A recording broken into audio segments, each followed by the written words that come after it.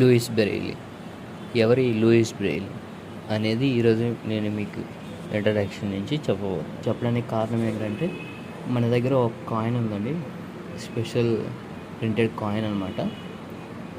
Coin ఒక విశేషాల గురించి చెప్పడానికి మీకు లూయిస్ బ్రెయిలీ గురించి మొత్తం చెప్తున్నాను. లూయిస్ బ్రెయిలీ వచ్చేసి ఒక ఫ్రాన్స్ మంచిన వ్యక్తి అనమాట.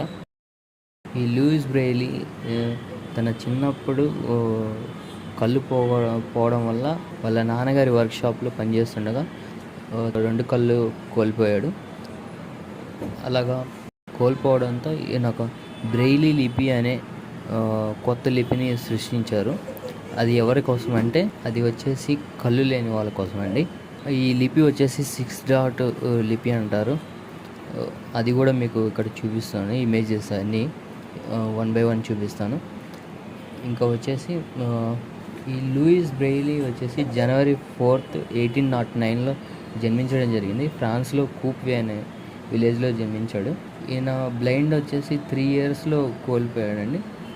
తర్వాత 15వ సంవత్సరంలో 6 డాట్స్ విధానాన్ని కనిపెట్టాడు. ప్యారిస్లో ఈయన విద్యాభ్యాసం జరిగింది, ఎడ్యుకేషన్ మొత్తం అక్కడే చదువుకొని తర్వాత మళ్ళీ అక్కడే టీచర్గా వర్క్ చేశాడు. ఈయన చనిపోయింది January 6, 1852లో చనిపోయాడు. ఇతని పుట్టుక ఆయన January 4th ప్రపంచ బ్రెయిలీ లూయిస్ దినోత్సవంగా జరుపుకుంటారు. ఇంకా మన గవర్నమెంట్ వచ్చేసి ఇండియాలో RBI ఇతని పేరు మీదుగా అంటే లూయిస్ బ్రెయిలీ కాయిన్ని ముద్రించడం జరిగింది. దాన్ని 2009లో సర్క్యులేషన్లోకి తీసుకొచ్చారండి. ఇది ముద్రించడానికి గల కారణం ఏంటంటే, అతని యొక్క జననం వచ్చేసి 200 సంవత్సరాల కారణంగా ఒక స్పెషల్ డే కింద దీన్ని ముద్రించడం జరిగింది. ఆ కాయిన్ కూడా మీకు చూపిస్తాను ఈరోజు.